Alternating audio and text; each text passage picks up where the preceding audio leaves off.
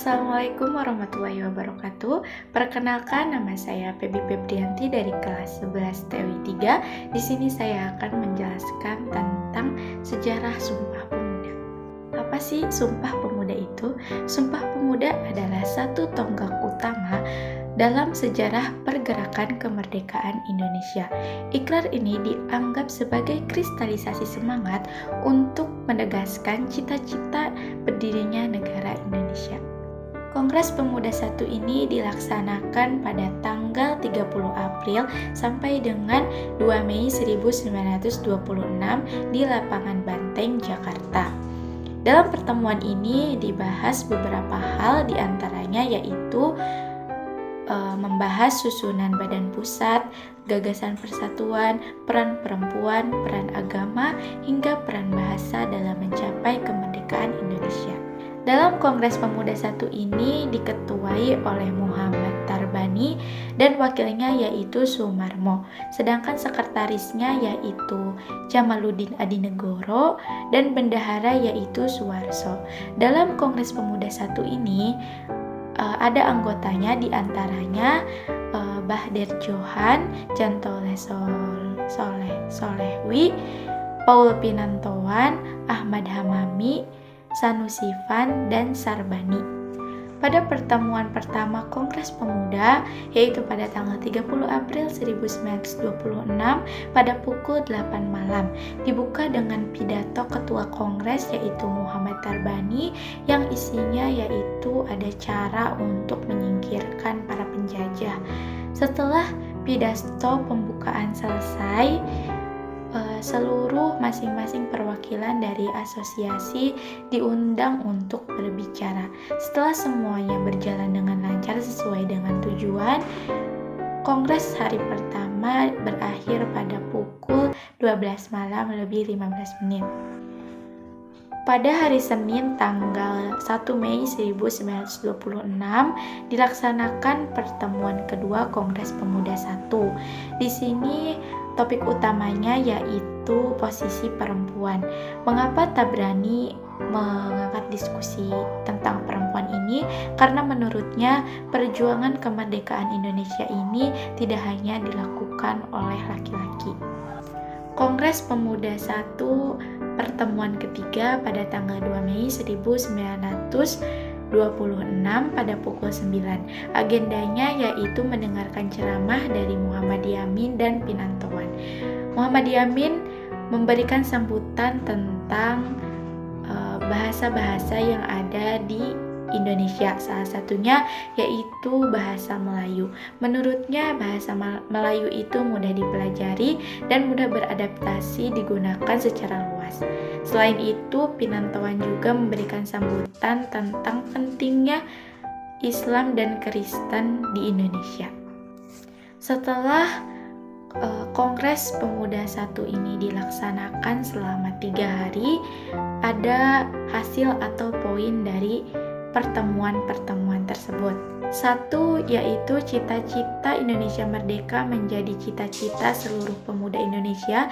2, seluruh perkumpulan pemuda berupaya menggalang untuk persatuan organisasi dalam suatu wadah. Dan yang ketiga yaitu menerima dan mengakui cita-cita persatuan Indonesia.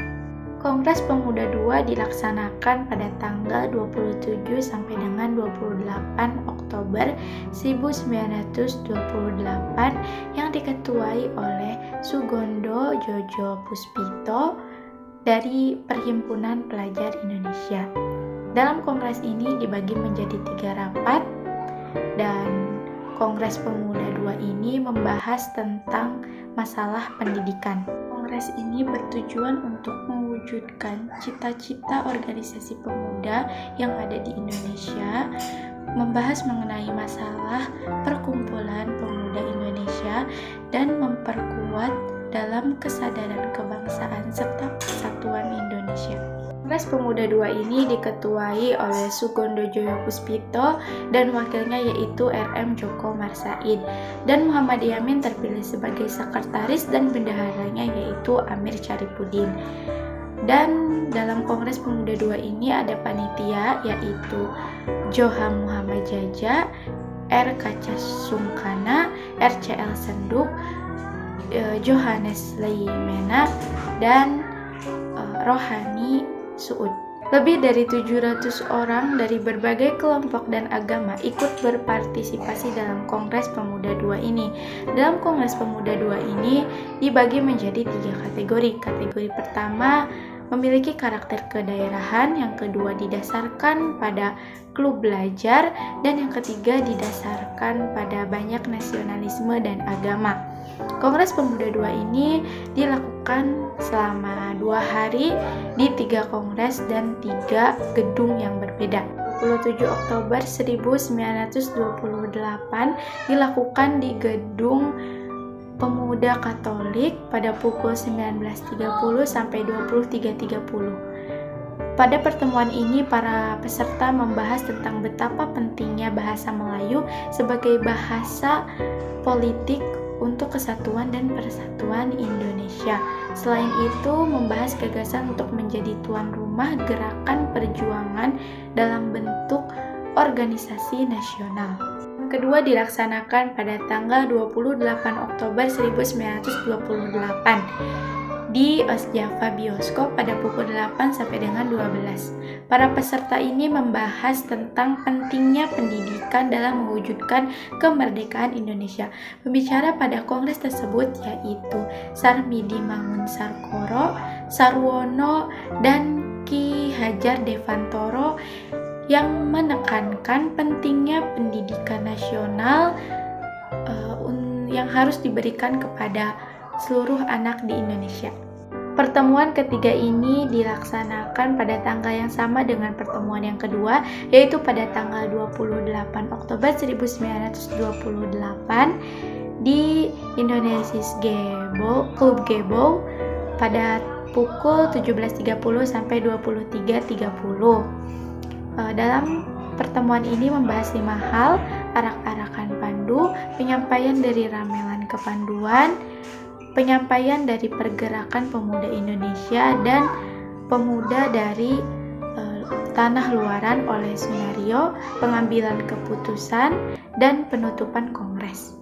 Pada hari Minggu tanggal 28 Oktober 1928 pada pukul 10 waktu Indonesia Barat, seluruh peserta berkumpul untuk merangkum hasil kongres pada 2 hari tersebut. Muhammad Yamin meminta waktu untuk membacakan hasil resolusi yang dia ambil. Selain itu, ketua membacakan keputusan pada Kongres Pemuda tersebut dan memperoleh persetujuan dari para peserta. Saat dibacakan, Kongres Pemuda tersebut disebut dengan Ikrar Pemuda yang kemudian dikenal sebagai Sumpah Pemuda. Dengan demikian, pada Kongres Pemuda II ini menghasilkan Sumpah Pemuda yang dimulai pada 1959 dan setiap tanggal 28 Oktober diperingati sebagai Hari Sumpah Pemuda. Berikut adalah isi dari Sumpah Pemuda yang merupakan hasil dari Kongres Pemuda II. Kami putra dan putri Indonesia mengaku bertumpah darah yang satu tanah Indonesia. Kami putra dan putri Indonesia mengaku berbangsa yang satu bangsa Indonesia. Kami putra dan putri Indonesia menjunjung bahasa persatuan bahasa Indonesia. Sekian penjelasan dari saya tentang sejarah Sumpah Pemuda. Kurang lebihnya mohon maaf. Wassalamualaikum warahmatullahi wabarakatuh.